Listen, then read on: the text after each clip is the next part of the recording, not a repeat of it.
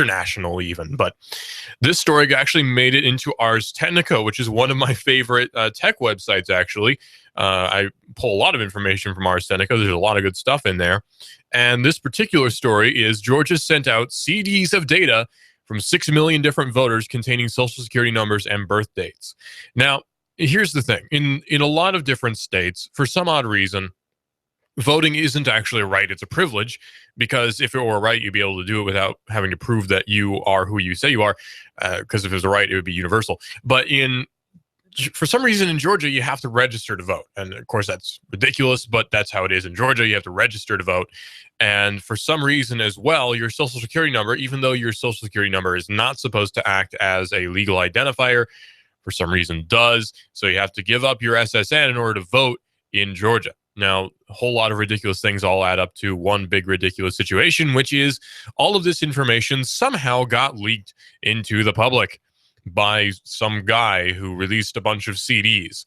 Now, the nature of this information means that it's not really that big in terms of storage size. So we could be talking 6 million different people's names, and that doesn't actually take up a whole lot of information on a disk. That doesn't take up much of any space at all. Even if it's an Excel file, that wouldn't really take up that much space, certainly not 900 megabytes. So it's easy to stick it on a CD and mail it out. Well, this week, 2 Georgia residents have filed a class action complaint against the Secretary of State of the state of Georgia, Brian P. Kemp, for allegedly sending CDs containing personal data belonging to 6 million voters to 12 media organizations, political parties, and other groups. That's including Georgia's Gun Owner magazine. Now, that's a little bit weird, to say the least. I mean, voter information is supposed to be at least somewhat private. Now, we also know that voting, the actual act of voting, is handled on a county level. So the ballots are actually handled by the county. So it would technically make sense for the county to own some sort of voter record, but the state owning voter records seems a little bit, well, odd, to say the least, that all this information is just housed in one place. I mean, what would the state want with all this information about its own voters? I mean, yeah, it makes sense to keep a registry of everyone who lives in the state of Georgia, I suppose, but what are you then going to do with this information on who's registered to vote? I mean, what business is it really of the state to see who's registered to vote or not? You'd think just owning one of the voter registration cards would be enough, but whatever. So this CD filled with voter data were regularly actually sent to these 12 parties as part of a legal subscription service, which offered access to lists of registered voters. But the lawsuit alleges that somehow October's CD went out to subscribers with voters' social security numbers, dates of birth, and driver's license numbers attached to their names. So in order to obtain the privilege of voting, you have to give up your driver's license number and your social security number, and of course your date of birth as well, in order to prove that you actually are a true red-blooded American who can vote. The Atlanta Journal-Constitution verified these claims by assessing one of the discs and looking up some of the paper staffers. And sure enough, his social security number and driver's license number actually were on that document. The AJC has returned its copy of the disc to the state, the paper said. So you can actually be a little bit worried about this one, because it would make it easy for your identity to be stolen. Now, fortunately, these different organizations probably aren't going to be putting out that info, but still, it's worrisome that someone in some office in the Secretary of State's office who works in IT can just get this information and put it out there. That seems to be a little bit worrisome, wouldn't you say? If just anyone could get at this information, and whoever works in this office, and then publish it. This is a huge breach of privacy. But I guess privacy is sort of owned by the state anyway, isn't it? If your privacy hinges on these legal identifiers, which are really creations of the state anyway. So your privacy is sort of very fickle, because the state holds on to it pretty loosely, actually. Kemp added, after he learned of the data loss, that his staff took immediate action to confirm that the recipients had not copied or otherwise disseminated the data. The Secretary of State did not detail how it was able to confirm that the data hadn't been copied. He also insisted that the Georgia voter registration system had not been breached. Well, that's very reassuring. The lawsuit filed on Tuesday charged that Kemp has not notified a single Georgia citizen that his or her information might have been compromised. As of Wednesday, Kemp's statement was public on the Georgia Secretary of State's website, but it is unclear if he plans to notify voters who temporarily had their personal information in untrusted hands. Kemp's office also did not return any requests for comment either. Now, This all leads to a pretty insecure situation for anyone who happens to live in Georgia and also happens to be a voter. I can understand the living in Georgia part, not the voting part so much, but anyone who lives in Georgia and is also a voter may have had his or her information leaked out to different organizations that really shouldn't have received that information in the first place. That just sort of exemplifies, though, how organizations really play fast and loose with our info pretty often. You'd be surprised how often different organizations will play fast and loose with your information. I remember the whole breach with the Department of Hiring, or which was it? It was the Department of Personnel Management, the OPM, Office of Personnel Management, which is on the federal level. So if you had ever been employed by the federal government at any point, your information might have been leaked in the Office of Personnel Management leak. And that's, again, highly problematic because you can, in good faith, work for the government. That doesn't mean you're a nasty, bad person. And despite working for government, you do still have right to privacy. So your rights have been infringed. Yeah, so lots of problems came out of the OPM leak, and we'll just sort of forget about that one, I guess, because it's not terribly convenient to remember it. That's the thing, is there are a lot of different news stories that come out that really should make faith in government just plummet, but for some reason it doesn't, and I don't really understand why.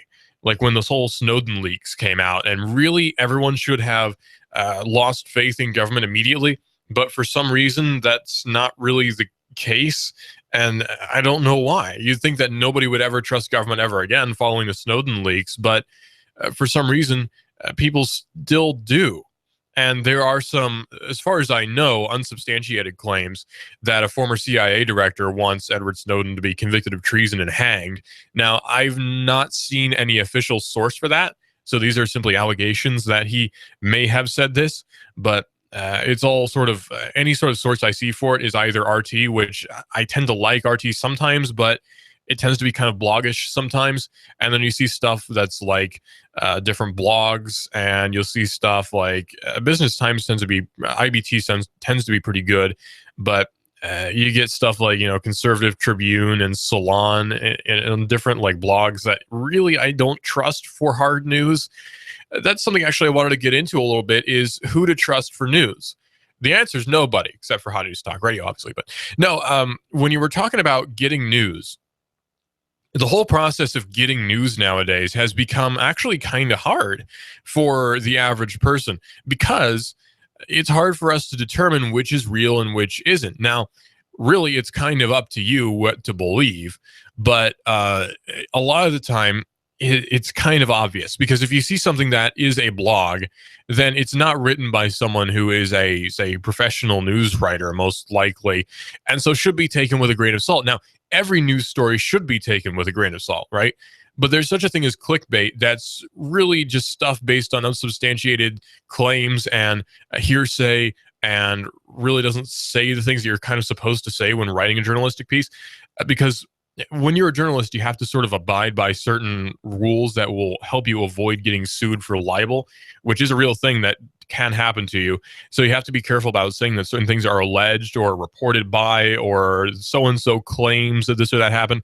So let's say, for instance, there was a high-profile case where, and of course this is all theoretical, there have been cases similar to this one, but this is a theoretical one, not referring to any specific person. Let's say there's a theoretical case where someone has been caught maybe red-handed killing somebody, and they go to trial. Now, until that person is convicted, I can't, in a news report, say that this person killed this other person. I mean, I can't. I mean, I could, but I could get sued for a heck of a lot of money if I did. So that's sort of the caveats to free speech, is yes, I have a right to say that, but I also could get sued for saying it. So if it's a defamation of his character, his or her character, or it causes damage to court case, whatever, you can get sued for doing that. So the situation would be that one, where there's someone who has kind of obviously committed a crime, and all the evidence points towards this particular person. But until that person is convicted, I can't say he did it because, or he or she did it, because the court of law hasn't determined that. A jury has not said so-and-so is guilty of murder one. I can't say that. But a lot of the time you'll see different, say, tabloids. I can think of The Sun. I can think of Daily Mail. Tends to be really bad about that. Just the little tabloids that you'll see where it'll just outright say so-and-so is a murderer. and a murderer in trial right now and all these different things, and it's not true. You can't say this guy's a murderer as much as you might want to. You can't really say it.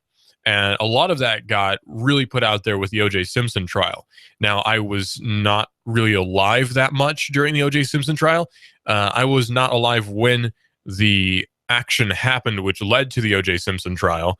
I was alive during the trial in 95, but I wasn't when the alleged occurrence happened. And of course, he was found not guilty by the court of law. Thus, I can't say he did anything, right? That's just how it works in news media. So there are certain rules, I guess ethical rules, that you have to follow, or you should follow if you're going to be a good journalist. And a lot of the times you'll see different things which are really just blogs that don't follow these guidelines. And they can do that. You can do that if you want to, but you can also get sued for all you're worth, which can cause problems for you. A case in point, if we're talking about clickbait, case in point, you can see a lot of different articles which will say, I couldn't believe that this particular wonder pill caused me to lose 500 pounds in 3 weeks. And it's not true, but a lot of people, oddly enough, will believe it. And I don't know why, but oddly enough, a lot of people will believe whatever this particular story says. And it's really kind of ridiculous. Other times you'll see, for instance, there was a big story the other day about Donald Trump believing what was going on allegedly believing, I don't know if it's actually true, allegedly believing what was going on in email chains that happened just after 9/11, which purportedly said that there were communities of Muslims celebrating in New Jersey and Hoboken. Now, I don't know if that's true. If there were groups of Muslims celebrating in Hoboken, I don't know if that's true. But I also don't know if what Donald Trump seems to believe about that is true, if he actually does believe this. I just saw text transcripts of it. I've not actually seen the actual interview. So there's that too. But there are a lot of people, even potentially presidential candidates, who will believe just clickbait that's unsubstantiated. There's no proof for it. And journalism is really all about presenting facts with some amount of personal spin, because every journalist has a lot of personal spin. As neutral as they'll try to be, there's always going to be some spin. That's just always how it is. You have to be as neutral as you possibly can be. But a lot of times you'll see people presenting facts in such a way that will, be kind of spinnish, right? Where they'll present certain facts, but other ones not so much. And you get the idea. Well, here's the thing. There's a lot of different news organizations which rely on something called clickbait. Case in point, BuzzFeed News. Now, BuzzFeed News actually has come out with some pretty good pieces over the years, over the 2 years it's existed. So BuzzFeed News is not all bad, but BuzzFeed itself relies a lot on what's called clickbait, which is this or that happened. You won't believe what happened next. And you're expected to click on the story to see what happened next. Cracked.com is another good one for that. It's not really a news site, but it's sort of a historical facts site with sort of top tens, that sort of thing. And it'll come out with a lot of different articles, which are interesting, but the headlines are always very clickbait, where it's Billy D. Williams couldn't believe what this Star Wars co-star said, and then you click on it and it turns out to not really be that shocking. It's just Mark Hamill said something about something, and it's not really that interesting or shocking or anything, not really worth clicking on. But that's called clickbait. Its name really is what it is, where you're baited into clicking on it. And there are a lot of news stories that are just that, clickbait, where you'll see a lot of them are directed towards conservatives. Some of them are directed towards liberals. I tend to see them more directed at conservatives. I'm not sure why. But you'll see ones which are like, Hillary Clinton, you won't believe what Hillary Clinton just said about this new immigration policy, or you won't believe what Obama's trying to do next. And you'll see stuff like that. And if you look at the source, it's always something like conservativetribune.blogspot.com or something at a WordPress address. And you got to be careful about those. Now, you can read them, obviously, and you can believe what they say, but you should always take every journalistic piece with kind of a grain of salt, because even if you're reading a news piece, you don't actually know what's truly happening, because there's going to be facts which are not presented. There's going to be a lot of spin always, especially if it's from a news site which obviously has a political slant to it. There's going to be a lot of spin. So you have to be careful about where you're getting your news from. There are different news sites which are really good. There are different news sites which really aren't. There are a lot of, especially with international news, lots of news sites that are really good and really awful. Case in point, again, RT, Russia Today, tends to have some okay news, but it's also very Russian-oriented. So there's a lot of not really anti-American, I wouldn't call them, but articles that don't really paint the U.S. in the best light possible, like say Fox would. So you get a lot of that, and then I'll use it and compare it with other articles. And sometimes there are details in this particular piece that's not in this particular piece, and sometimes there are details that are omitted from this one but are in this one. So you sort of have to compare and compile to put together what you can discern as the whole story. And it gets to be work. It really is work doing the news. It's a lot of work trying to figure out the news. And that's why we have news sites like, say, Drudge. And I'm not sure if Huffington Post would really count, but you have stories like, or sites like Drudge, which come out with all the different news stories all on one page with really spin-oriented headlines and awful photos, but it gets the job done and everyone seems to use it. So that's sort of, I guess that's news gathering in a nutshell. It's really complicated. It's surprisingly complicated, and it's really wears on you. So it's understandable why your average person probably isn't that well informed about what's going on in world politics and just the world in general right now. It's kind of weird. Like, most people probably didn't know before the attacks in Mali. Most people probably didn't know that Mali had been the subject of a military coup and then a French military intervention shortly thereafter. About 2 years ago, I'm wanting to say, the French military, which is used to own Mali, the French military went in and did a military intervention to prevent this civilian uprising in Mali. There was a military coup in Mali, and there was a lot of bad things happening there. I don't know the whole story myself, so I won't get too deeply into it. But needless to say, there was trouble in Mali. And so there was a lot of unrest, and the French military was sent in to sort of quell all of this unrest. And then you have what happened just recently in Mali with the attacks on the Radisson Hotel. And that was a big deal, the attack on the Radisson Hotel. People died. U.S. citizens were held captive. Lots of bad things happened. But we, not knowing the whole story, can't really say precisely what's happened yet. But you also have to keep in mind that we want to attribute this to ISIS, and it may very well have been the Islamic State. But you also have to keep in mind that there was trouble in Mali already, and this could have been simply a well-timed assault. These things happen. So there's a lot to keep in mind here when it comes to these sorts of stories, where we immediately want to jump to conclusions and the news will not really tell you to not. So you see a lot of stuff that's actually possibly not true. There might not be an Islamic State link to the story in Mali, and we don't know yet, but there might not actually be one. It could be actually Malian resistance, and that's what the Malian military seems to believe right now, as far as I know. So the situation in Mali is certainly really, well, it's really kind of shocking, actually, all the stuff that's been going on in Mali previous to what we had today. Consider it sort of like Somalia in the late 90s, except not quite as bad.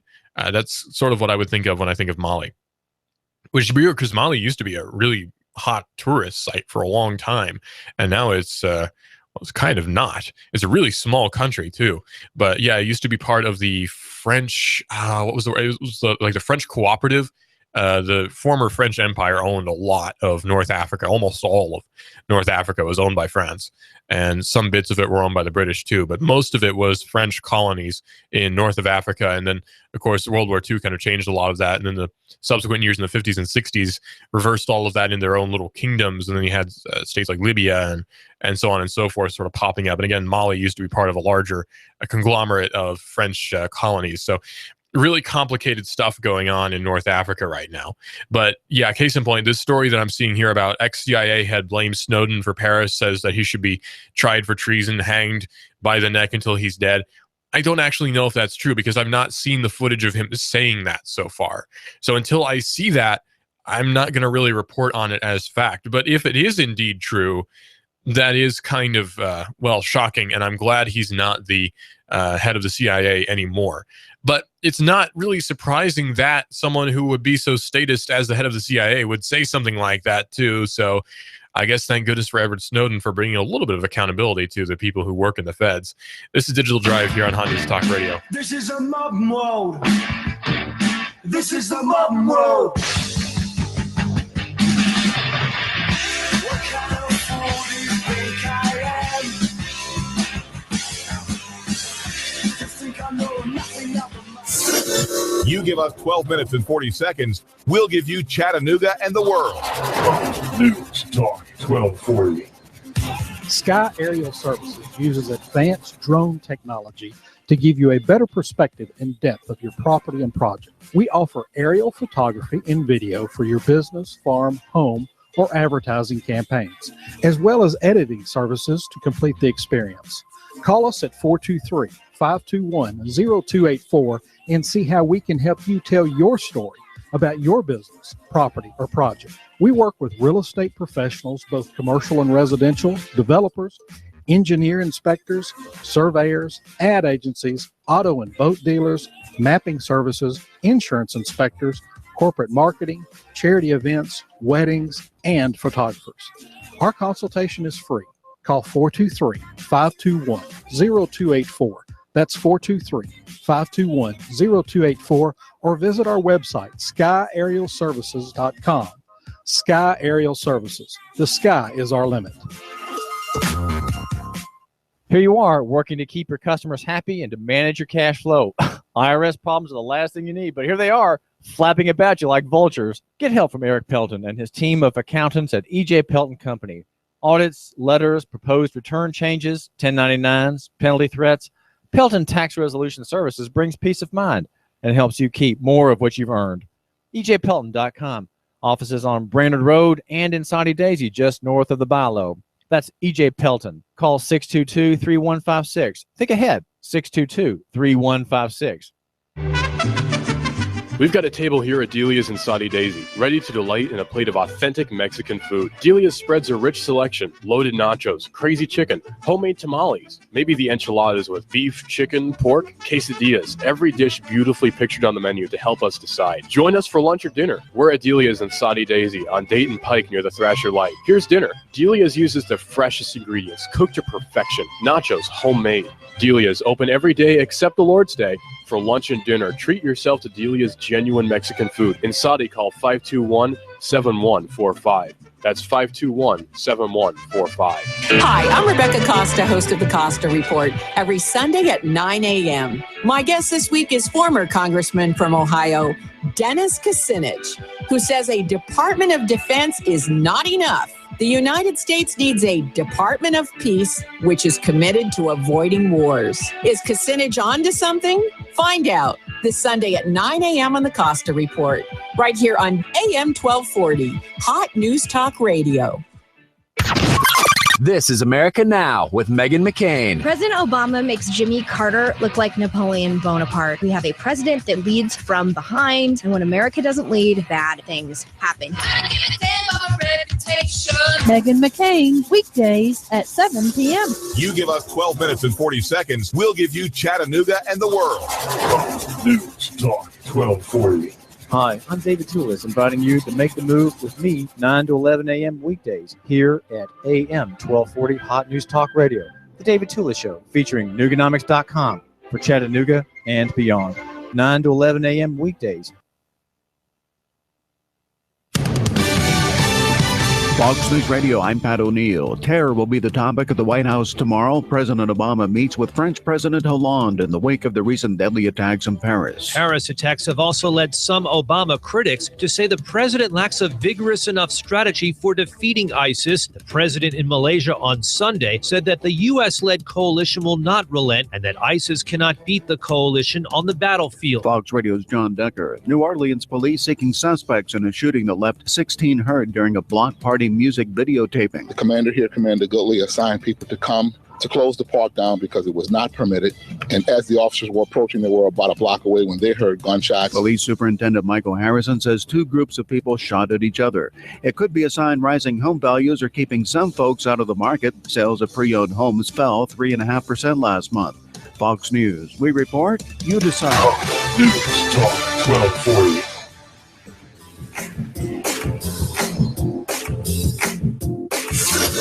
You give us 12 minutes and 40 seconds, we'll give you Chattanooga and the world. News Talk 1240. So I managed to procure some statements from the ex-CIA director, James Woolsey. Now, he was the director up until, I believe, 1995. Yeah, 1993 to 1995. And he had some very harsh words for one of my heroes, Edward Snowden. And I'm not going to just read you what he said. I actually brought up the sound clip. He was talking to CNN, and then the International Business Times put together a YouTube video of his statement. So you're going to hear part of what the interviewer says on CNN, and then you're going to hear some statements from Woolsey. She's interviewing him back and forth. It's only about 2 minutes long, I think, and we'll play the relevant bits, and then we'll move on. But this is a statement from CIA Director James Woolsey, who's known, as IB Times says, for having strong words about Edward Snowden. He said this week that the National Security Agency whistleblower deserved to be hanged by the neck, and that's not all he said. Now, to put this in context, he's speaking to this CNN reporter, or anchor, I suppose, just after the Paris attacks. I'm talking days after. This is from, let's see, November the 20th. So 3 days ago. This is from 3 days ago. Just 3 days ago, he came out with a statement about the Paris attacks, and he firmly believes that Edward Snowden is somehow responsible, or at least partially responsible, for what happened. Now, the context is, it turned out that some of the attackers allegedly had encrypted chat apps on their phones. Now, I'm not sure what that's supposed to mean, encrypted chat apps, because supposedly WhatsApp is pretty secure. If they used iPhones, then Apple Chat is supposed to, or iChat is supposed to be pretty secure. Skype is supposed to be relatively secure, although Microsoft probably taps everything. You get the idea. Encrypted chat app is just standard. So I'm not sure what he's meaning with, they're using these encrypted chat applications. Now, keep in mind, he's the chief of the CIA from 1993 to 1995.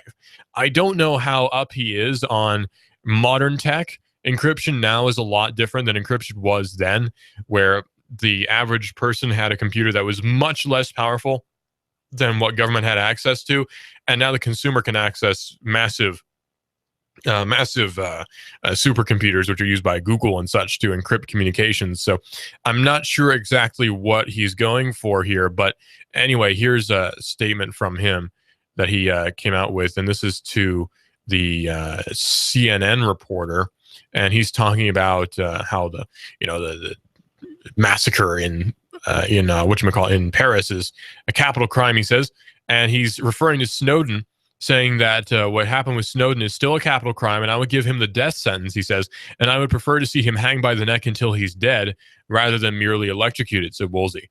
And he ran the CIA from 1993 to 1995. He says, I think Snowden has blood on his hands from these killings in France.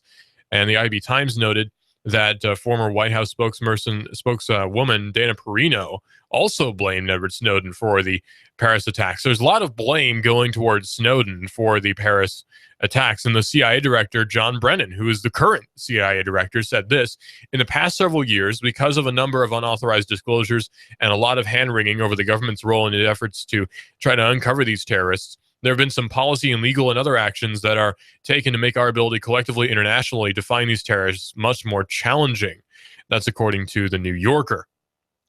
I've had a technical problem, so I can't play the actual statement for you from YouTube. But still, the blame going towards Snowden seems to be a little bit misguided, just a tad bit misguided, because the accountability was for legal measures to be taken in order to get intelligence. We're talking about legal measures being taken.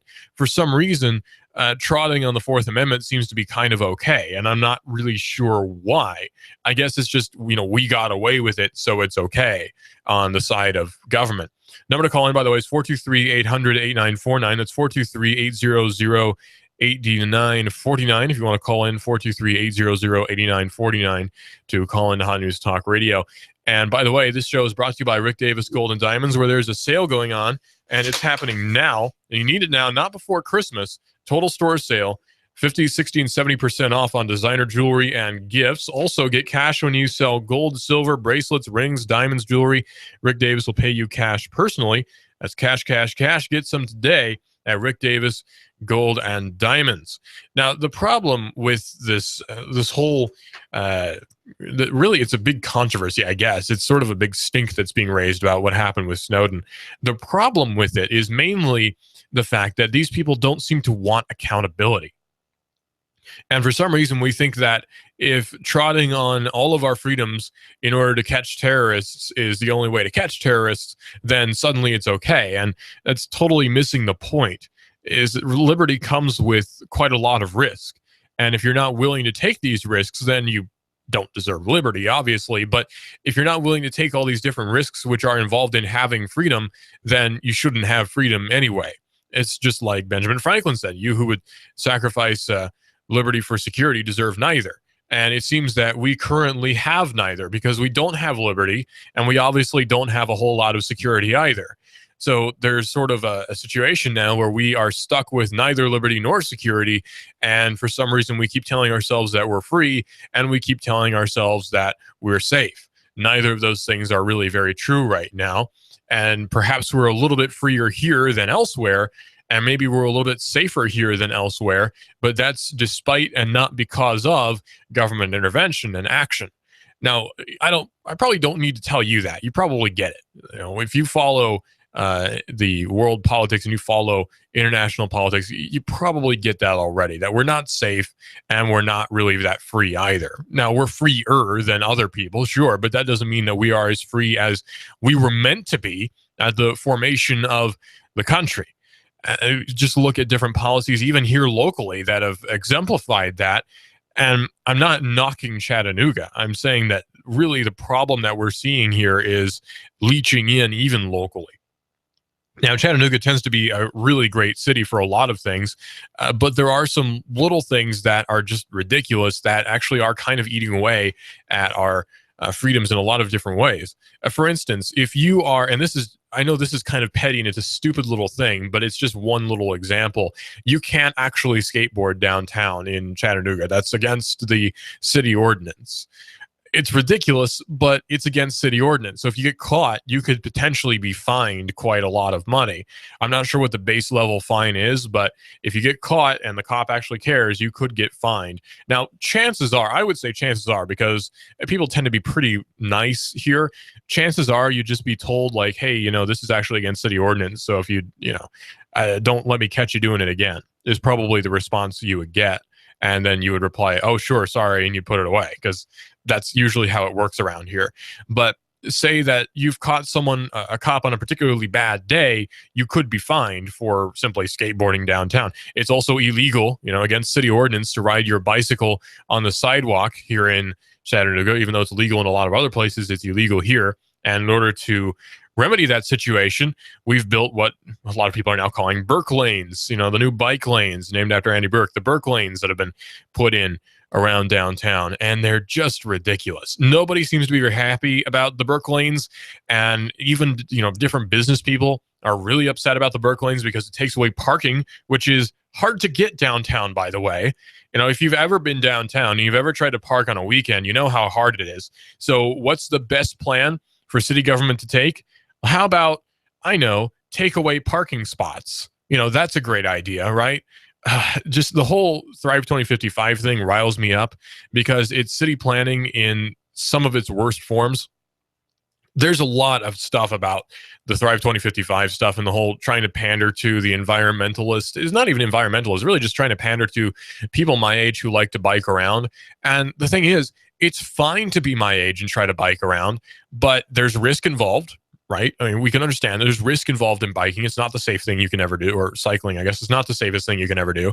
And also, the city system was not designed for bicyclists, and taking away different lanes of traffic, which is already very congested, seems to be a really awful idea. If you look at the city planning, and especially the street planning for Chattanooga, it's really kind of awful in a lot of ways. It's old.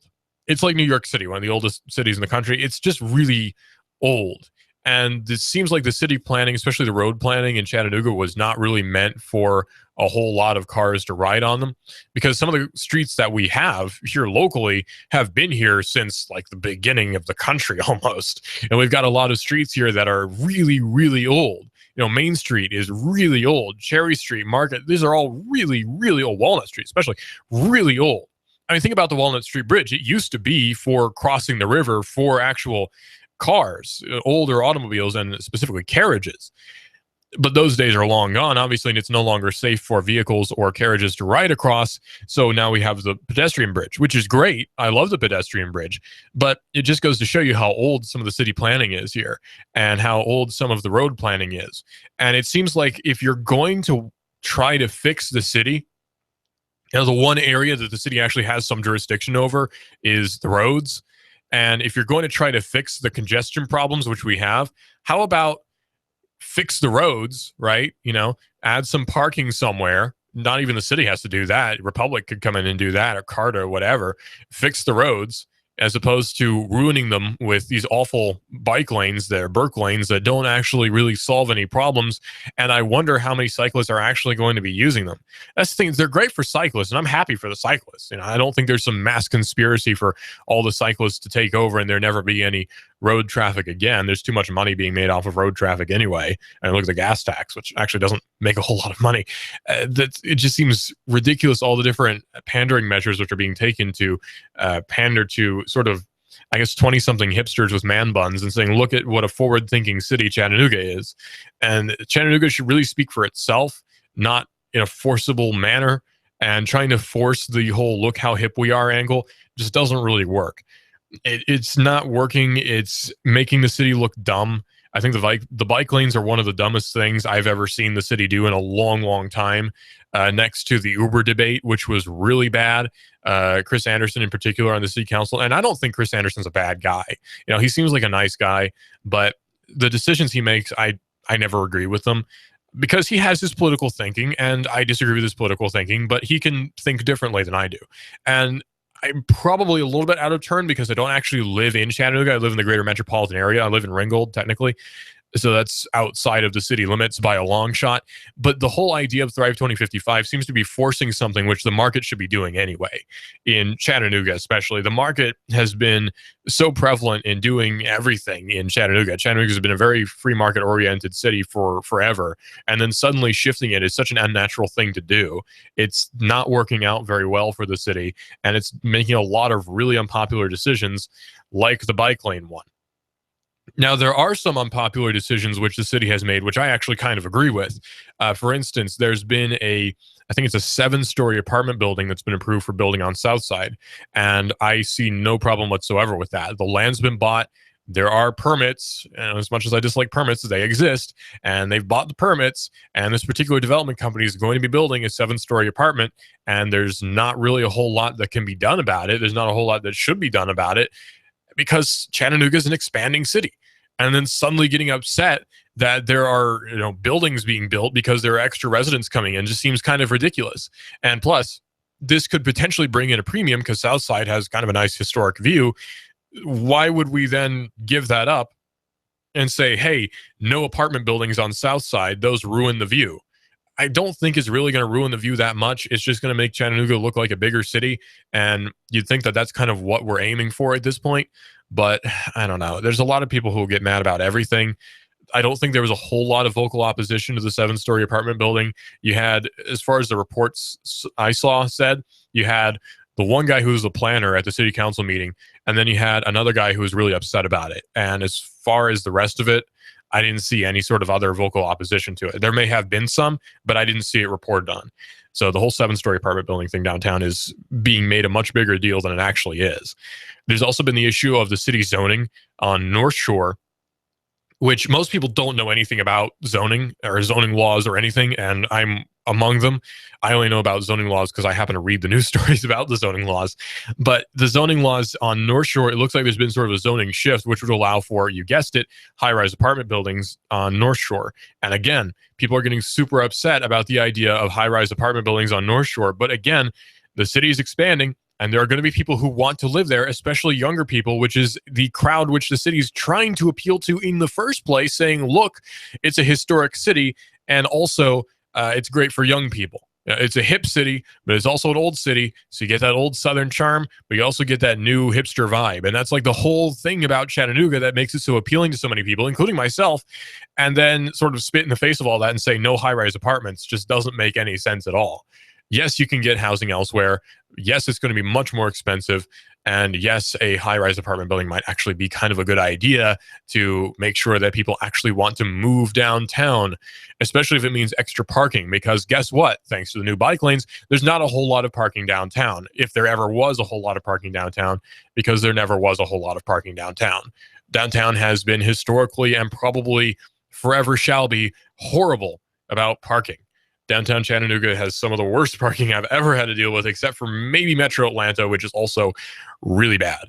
Metro Atlanta has, okay, I'll amend that. Metro Atlanta and New York City. Those two cities that I've been to have the worst parking ever. And then Chattanooga comes on sort of a lower tier than that. We're not quite as bad parking as New York City and Metro Atlanta. So score 1 for Chattanooga. The parking is not quite as bad as New York City or Metro Atlanta, because here's a fun story for you. And here's what I really hope Chattanooga does not turn into. I visited New York City in December. Actually, December and January. It was just after, no, it was only December because New Year's hadn't happened yet. We were there on New Year's Eve. We were in New York City on the day before New Year's Eve, so January the 30th, we were in NYC, the good old NYC. And my friend and I, two of my friends and I, were there because we had just come back from a wedding. We were on our way back from a wedding which we had attended up in Canada, which is a whole other story in and of itself. But we decided to visit New York City for a little while, and I'm glad we did. It was great. But parking was a nightmare. So what we had to do to get parking was we found this little parking garage that was run by what seemed like one guy, and you pulled your car in, and you gave him, it was a ridiculous amount of money. We all chipped in, but it was like $20 for parking for like 4 hours. And yeah, that's really expensive. $20 for like 4 hours for parking. He gave us a ticket and we left. And he parked our car in this really tiny spot that was nearly impossible to get out of. We go and explore the city. We ride the subway system, which is one of the most confusing things I've ever done. We saw rats running around. It was fun. And then we come back to get our car, hand him the ticket, and he doesn't pull our car around. We have to get our car out of this really tiny spot to get out of New York City to finally drive back to Tennessee where we were staying. Yeah, all of that was a mess. And the whole parking and then retrieving your car thing was so ridiculous. And I really hope that that sort of thing does not happen in Chattanooga. Now, the guy made money off of it, and that's capitalism, and that's cool. But I didn't like it. It was a bad user experience, and I'm all about good user experiences. So hopefully Chattanooga has good user experiences for the rest of forever, which is unlikely going by some of the decisions which the city council keeps making, especially with the Burke lanes. My gosh, the Burke lanes are some of the worst. Oh, gosh, I could go on about the Burke lanes for basically forever. So we'll try to not do that.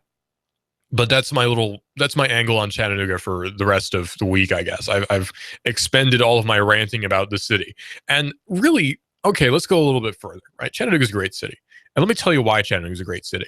I've lived here all my life. It doesn't sound like it. You know, I don't sound like somebody who's lived in even the South for all of his life, but believe it or not, I was born in Erlanger Hospital in 1995. I've lived in Georgia for the rest of that time, up until now.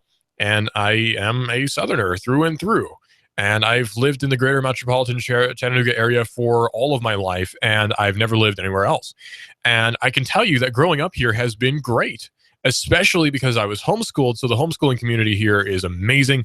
It's not like what you hear about sometimes where they say, oh, they're all a bunch of shut-ins and they're lame and all these sorts of things. That's not really true.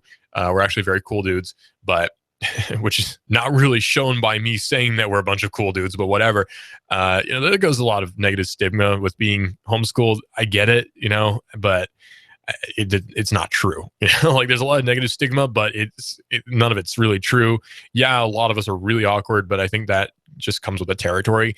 There's a lot of social stuff that went on too in homeschooling. Like there's a lot of social activities that goes on with homeschooling. In fact, probably even more so technically than, or possibly than public school kids, but we all got along just fine. And we turned out okay too, case in point, me. But anyway, growing up here has been great. And I want to continue to live here because it's great. The Chattanooga metropolitan area is actually kind of like the best place, I think, for a lot of things. If you're into the outdoors, Chattanooga is amazing for that. If you're into technology, Chattanooga is amazing for that. There's a new point of sale system that's been developed here. The Lamppost Group is constantly churning out really cool stuff. I'd like to go down there someday and interview some of the guys over there and see what they're doing if I ever get time. But no, Chattanooga is an amazing city for tech development, for social development, for just going and meeting people. There's a lot of great groups online for just people in Chattanooga. The Craigslist market is amazing here. It's just a really great city. And it's great for like everything, because I know a lot of people who live in more rural areas where you really can't get anything. You have to move somewhere else, or you have to drive 3 hours to get to the big city to get your hands on anything. And here we have the benefit of also being sort of a medium market, which means we get a lot of test stuff. So you'll get, say, Surge in Chattanooga, which you wouldn't get anywhere else. So if you want to buy Surge, you can buy it here. Lots of experimental products, you can buy them here, but you can't buy them anywhere else. And that's really cool. We got experimental TV stuff going on. We have EPB, for heaven's sake. Some of the fastest internet in the country is here in Chattanooga. So there are a lot of reasons to be happy to live in Chattanooga. And I think the good about Chattanooga definitely overshadows the bad. We have the great Southern culture, amazing food, great businesses are around here, great people around here. There's tons of churches. My gosh, how many churches are there in the greater metropolitan Chattanooga? There is hundreds, not as many as Knoxville, which actually has the most, but hundreds of churches around the area. It's ridiculous. So if you're looking for one, there's no shortage. Or if you're not looking for one, not many people are going to judge you for it either. So there's a great culture going on here. Chattanooga is just a wonderful city. So I've kind of been thinking about that around this season because it is Thanksgiving, and I don't really see Thanksgiving as like a huge religious holiday. I'm not a Jehovah's Witness, or I don't celebrate holidays or anything, but I tend to recognize what largely tends to be secular holidays as secular holidays. Like, Christmas originated as a very sort of pagan holiday. Easter comes from Ishtar, some goddess, also a fertility goddess. Actually, a lot of this stuff is really not very Christian in nature. And as a very Calvinist Christian, I tend to be very stingy about holidays.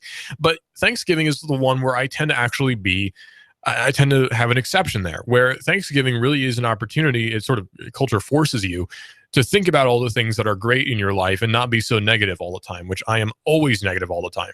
So Thanksgiving is a great season for that. And I've been thinking about where I live and actually how nice it is. So I guess this Thanksgiving, give thanks that you live in Chattanooga, or even if you don't, be thankful that you live where you do, because chances are things aren't as bad here as they are other places. And certainly in Chattanooga, things are booming, things are going great. And that's probably going to be the case for the foreseeable future, because we have a great local economy. We have great people here. The tech angle in almost at Georgia, which is true. The tech angle in Chattanooga is amazing. And nearby, we have Atlanta, which is now being seen as the Hollywood of the South. Lots of recording artists are in Atlanta. And I bet a lot of that's going to spill upward into the Chattanooga area. Probably you will be seeing some celebrities who live in Chattanooga not too long from now, because of all the people who are performance artists and actors downtown in Atlanta. Maybe we'll see some TV stations and radio stations starting up here that are actually really big. So here's hoping. Chattanooga has a lot of sort of sleeper companies too that you don't actually think of being here, but are. Coca-Cola Bottling Company, Samuel L. Jackson. There's lots of cool stuff to be thankful for here in Chattanooga. So I guess this Thanksgiving season, be thankful that we live where we are and where we do, and we are who we are. Clutch of Keon Rose is coming up next. This is a modern world. This is the modern world.